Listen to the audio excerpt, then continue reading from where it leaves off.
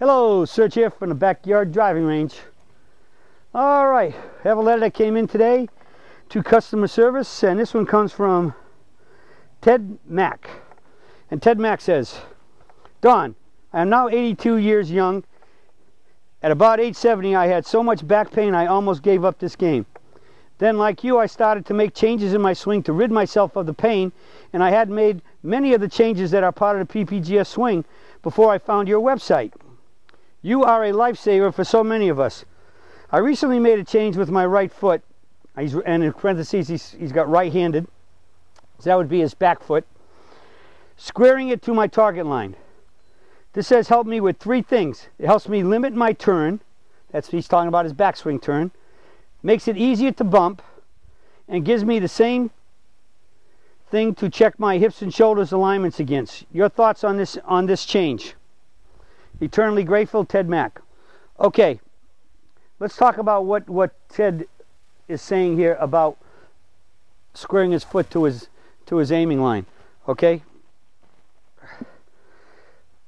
as you know, one of the main tenets of the setup, and it's in Dr. Ned Armstrong, my biomechanical anatomical mentor, talks about 30 degrees, and is the magic degree that the body, most of the body angles should be in. He's actually, hopefully one of these days, going to get his book finished. It's going to be called 30-degree golf. He advocates a 30-degree angle of the feet from square. Square would be 90 degrees, right? Right angle, strongest angle in the world. But we need to be able to allow our hips to turn a little bit. Even though we don't have a lot of hip and shoulder turn, we want them to turn with some degree of limited turn, and it's better to have them, for most golfers who aren't as supple and flexible as they would hope they would be, are to open up that foot and you get a little bit more turn. Okay, now what about somebody that's very, very supple and flexible? Okay, there's an outside chance here that Ted might be quite supple and flexible. And what's one of the things we're looking for in the knees? We want to see the knees, both knees rotate together.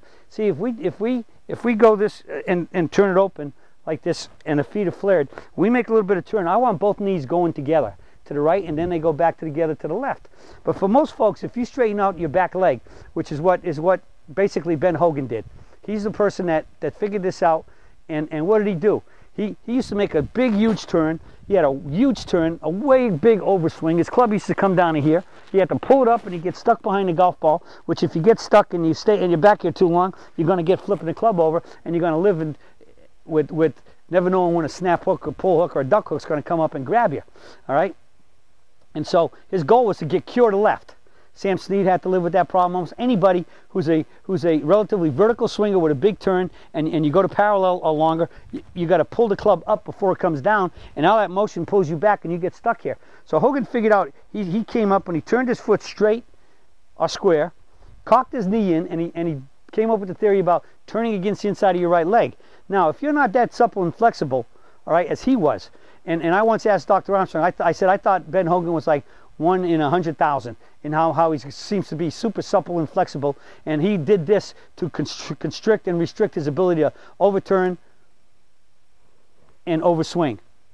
And Doc said to me, nope, you're not even close. So I kept going. I said, well, what, 200,000? Nope, keep going. He took me up to 1 in 5 million. All right?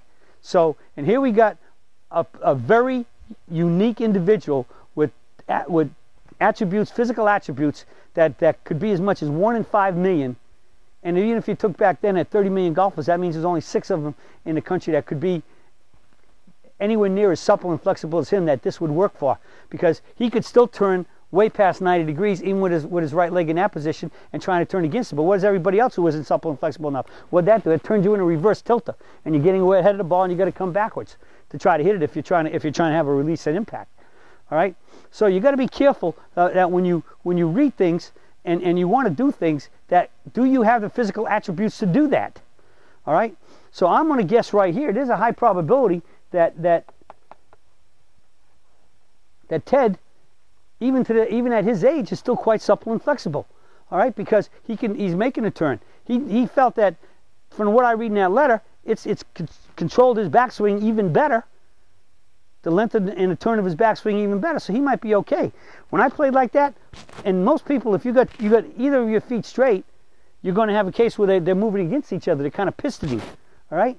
And as you know, I turn my forward one out even more because I can turn my feet way past 90 degrees, okay? It's hard to do here because I'm a little bit downhill, but I can get past 90 degrees. All the way to 90 degrees with my feet pointed out. So I flare more because I need that to allow the kneecaps to rotate enough where I can at least turn into the catcher's mitt and up the tree with the limited turn.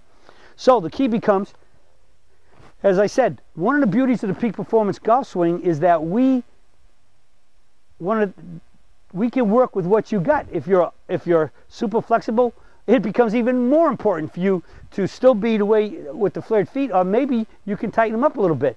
But how do we find that? We find that through helping you find what your range of motion is.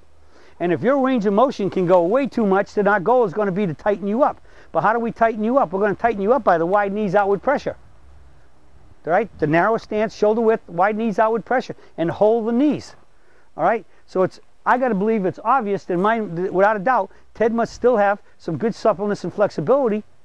And I can't tell you how many times I've had seniors say to me, oh, I'm not supple and flexible. And I stand here, and when I film them, I look at them, and they got their shoulders turned almost way past 90 degrees, and they're over here, and their hands are way back there. And they're telling me they're not supple and flexible. And they're turning 110 or more degrees. All right, so the key is peak performance does have the abilities to manipulate your body, find positions in which you can make a much more controlled setup, maintain that setup, maintain your balance, because that's critical, and do a peak performance golf swing. So I'm going to say, Ted, if it's working, you don't feel any stress and strain, and your swing is where you want it in peak performance, where your forward arm's over the toe line, you got your 3/4, you're back here at impact, and you can swing to a good solid impact, release into the forward catcher's mitt, toe up and swing up and recoil and be finished square to your target. If you're doing all that and you still don't have tension, stress, and strain, do not say go for it. Okay? So sometimes you can work around and try some things. These are about the only ways I would ever consider trial and error is how you're going to learn it. You're trying to learn what are the degrees of your range of motion and where do you need it. And so like I said, when I get women who are overly flexible compared to men, we're going to really work on. And anybody that's over flexible and over supple and stuff, we got to control that over speed. Just like having a car that would 400 horsepower that can go 150 miles an hour. You can't drive that way, so you got to control your foot pressure and make sure you learn to keep that car at or below the speed limit, right? And same thing here. You got to find out where is your flexibility, your suppleness, your degree of motion, and keep it within good guidelines. And the wide knees, outward pressure is the big key to helping do that. All right, so.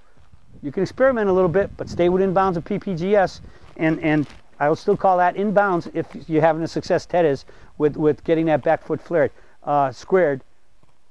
But he doesn't say anything about the forward foot, so I got to believe he's probably got the forward foot flared so he can swing through and square to the finish better. All right, well, Ted, if it's working, no stress and strain, and hitting the ball better, swinging better, getting more controlled, better balance, keep doing it. All right.